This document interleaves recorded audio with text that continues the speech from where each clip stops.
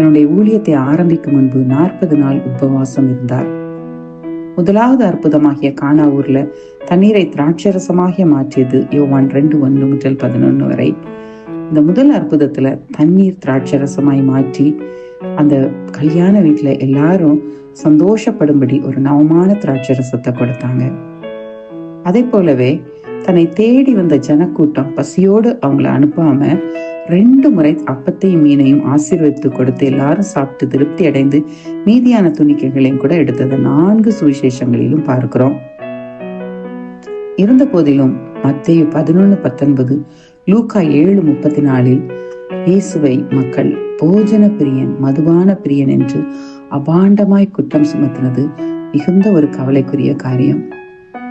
யோவான் 4:34 நான் என்னை அனுப்பினவருடைய சித்தத்தின்படி செய்து அவருடைய கிரியையை முடிப்பதே என்னுடைய போஜனமாய் இருக்கிறதுன்னு ஏசப்பா சொல்றாங்க. நம்மை ரட்சிக்கும்படி பிதாவின் சித்தத்தை செய்கிறதே தன்னுடைய போஜனம் என்கிறார். அதையே நிறைவேற்றவும் செய்தார்.